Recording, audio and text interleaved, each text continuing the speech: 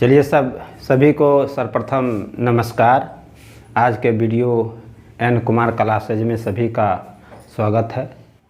आज हम इतिहास समान अध्ययन के अंतर्गत इतिहास का सबसे पहले इतिहास का परिचय हम देते हैं और बताते हैं कि इतिहास का परिचय। इतिहास को अध्ययन के स्रोत के अंतर्गत दो बातें, पुरातात्विक स्रोत और साहित्यिक स्रोत।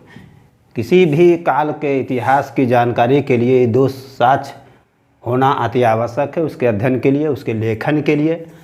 तो ये दोनों साक्ष्य के आधार पर भारतीय इतिहास का हम वर्गीकरण करते हैं। तो हम देखते हैं कि ये तीन कालों में बटा हुआ है: प्रागैतिहासिक काल, आदि ऐतिहासिक काल और ऐतिहासिक काल। प्रागैतिहासिक काल किसे कहते हैं? किसी कालखंड के जानकारी का स्रोत के अंतर्गत हम दो स्रोत लेते हैं। अगर किसी कालखंड का, जैसे पुरातात्विक और साहित्यिक स्रोत में लिपि और साहित्य दोनों। पुरातात्विक स्रोत उपलब्ध है और साहित्यिक स्रोत उपलब्ध नहीं है, तो उसे हम प्रागैतिहासिक काल कहते हैं। किसी कालखंड के घटनाओं की जानकारी के स्रोत के अंतर्गत पुरातात्विक स्रोत उपलब्ध है और साहित्यिक स्रोत उपलब्ध नहीं है,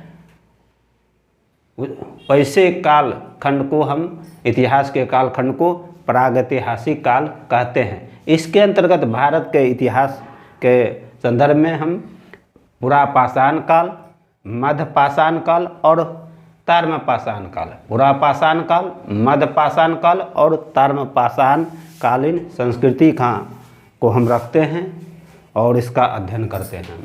आदि ऐतिहासिक काल किसे कहते हैं?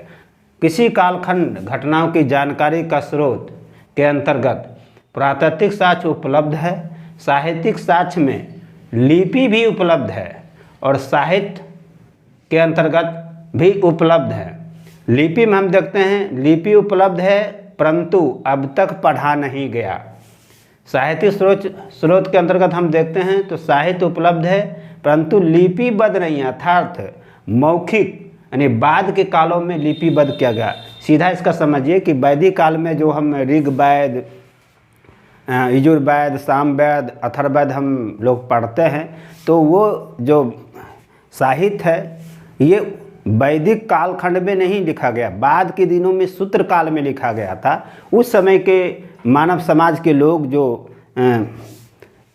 विद्वान थे वो अपने मानसिक चेतना में मौखिक रूप से घटनाओं को रखते थे। वही घटना पीढ़ी दर पीढ़ी हस्तांतरित हो गया और सूत्र काल में विद्वानों के द्वारा महर्षि वेद व्यास, जो जिसको हम लोग नाम जानते हैं कि ऋग्वेद की रचना किए थे, उन्होंने लिखा था। कहने का मतलब है कि आदि ऐतिहासिक काल हम उसे कहते हैं।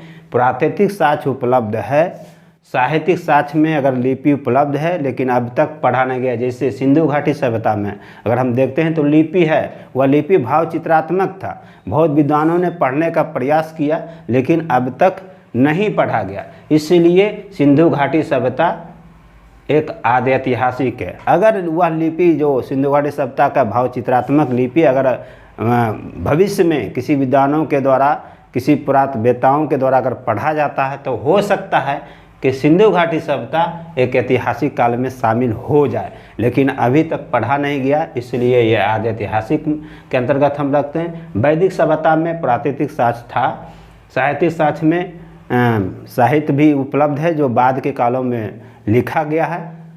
बाद के कालों में लिखे जाने के कारण इसको हम आदि ऐतिहासिक काल के अंतर्गत रखते हैं। अब ऐतिहासिक काल के अंतर्गत हम आते हैं। किसी का ऐतिहासिक काल उसे कहते हैं जिसमें पुरातात्विक साक्ष्य भी उपलब्ध है, साहित्य साक्ष्य में लिपि और साहित्य दोनों उपलब्ध है और उसे पढ़ा गया है, पढ़ा जा रहा है, उसे हम ऐतिहासिक काल कहते हैं। ऐतिहासिक काल के अंतर्गत हम जो भारतीय इतिहास की जो कालखंड इतिहास का कालखंड जो प्रारंभ होता है वो 600 BC काल, यानी अर्थात मगध जनपद, आप लोग ये मगध जनपद के पूर्व बौद्धिक आंदोलन जो हुआ था 600 BC काल में, अर्थात ये उत्तर वैदिक काल की समाप्ति और बौद्धिक आंदोलन प्रारंभ, ये सूत्रकाल जिसको कहते हैं, वहाँ से 600 BC काल के इतिहास का प्रारंभ होता है और अभी 1964 यानी आधुनिक भारत के इतिहास तक हम ऐतिहासिक काल के इतिहास को रखते हैं। तो ये इतिहास के अंतर्गत समान परिचय में पुनः आप देख लें कि अध्ययन के स्रोत पुरातात्विक साहित्य और